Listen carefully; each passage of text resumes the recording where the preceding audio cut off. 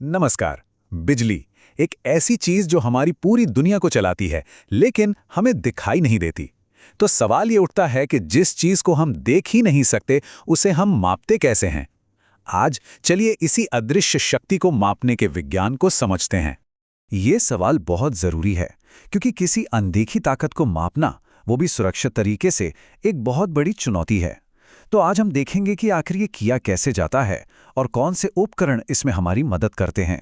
किसी भी electrical circuit को समझने की शुरुआत दो सबसे बुनियादी चीजों से होती है, बहाव यानी कि फ्लो और दबाव यानी कि प्रेशर। समझिए कि ये बिजली को मापने की ABCD हैं। तो सबसे पहले बात करते हैं बहाव की, जिसे हम टेक्निकली करंट कहते हैं। इसे समझने का सबसे आसान तरीका है पानी के पाइप का उदाहरण लेना। जैसे पाइप में कितना पानी बह रहा है, एमीटर ठीक वही चीज बिजली के लिए मापता है।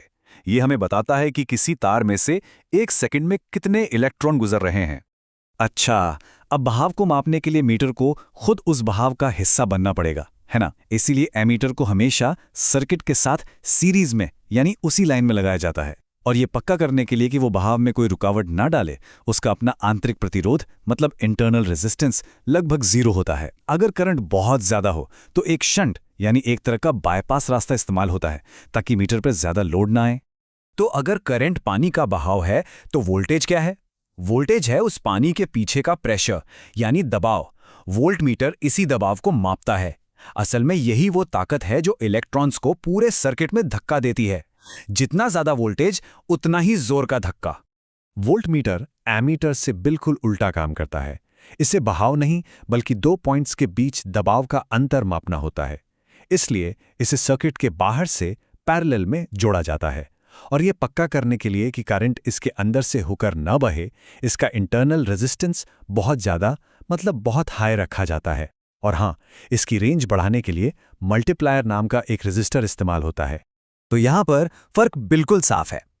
एमीटर जो बहाव मापता है, वो सीरीज में जुड़ता है और उसका रेजिस्टेंस बहुत कम होता है। वहीं वोल्टमीटर जो दबाव मापता है, वो पैरेलल में जुड़ता है और उसका रेजिस्टेंस बहुत ज्यादा होता है। दोनों एक दूसरे से एकदम अलग सिद्धांतों पर काम करते हैं। लेकिन सिर्फ बहाव और दबाव मापना ही काफी नहीं है। असल दुनिया में इलेक्ट्रिशियंस को कई और मुश्किलों का सामना करना पड़ता है और उन खास कामों के लिए खास उपकरणों की जरूरत होती है। चलिए, ये तो पता चल गया कि बहाव कितना है और दबाव कितना, लेकिन इन दोनों को मिलाकर असल में ताकत यानी पावर कितनी इस्तेमाल हो रही है, इसका पता कैसे लगाया गया? इस सवाल का जवाब है वॉटमीटर। ये सीधे सीधे पावर की खपत को वॉट में मापता है। चाहे हमारे घरों का सिंगल फेज सिस्टम हो या फिर बड़ी बड़ी फैक्ट्रियों का पावरफुल 3 फेज सिस्टम, वॉटमीटर हमें एकदम सटीक बताता है कि कितनी पावर इस्तेमाल हो रही है। पर यहाँ एक बहुत बड़ी प्रैक्टिकल प्रॉब्लम है। याद है मैंने बताया था कि एमीटर को सीरीज में जोड़ना पड़ता है।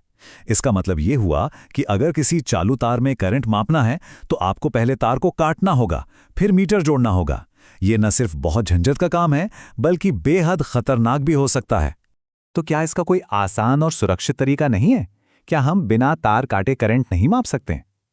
अच्छी खबर यह है कि हाँ, बिल्कुल माप सकते हैं।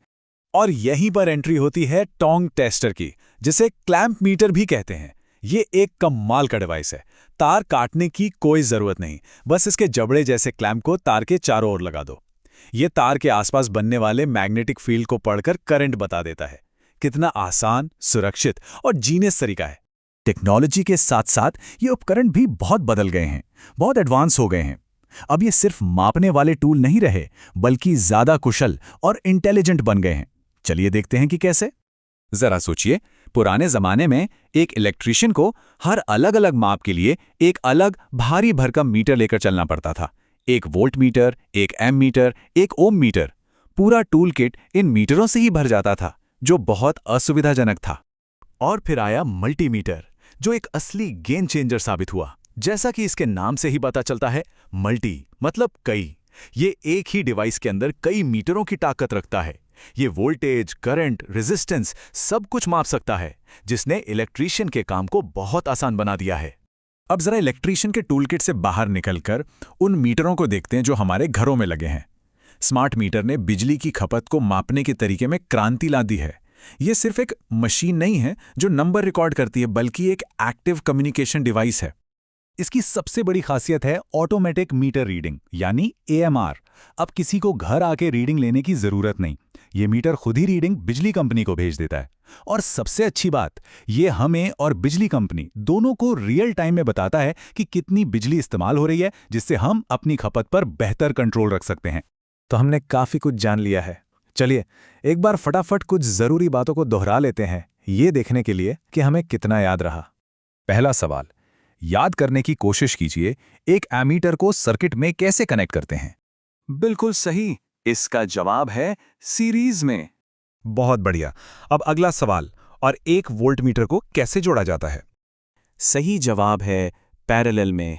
तो आज हमने सीखा कि इस अदृश्य शक्ति को कैसे मापा जाता है। आज के स्मार्ट मीटर हमें बताते हैं कि हम कितनी बिजली इस्तेमाल कर रहे हैं, लेकिन जरा भविष्य के बारे में सोचिए। क्या कल के मीटर हमारी ज़रूरतों का पहले से अंदाज़ा लगा पाएंगे? क्या वो हमें बताएंगे कि ऊर्जा कहाँ बर्बाद हो रही है, और क्या वो एक बेहतर सस्टेनेबल दुनिया बनाने में हमारी मदद करेंगे? शायद वो भविष्य उतना भी दूर नहीं है।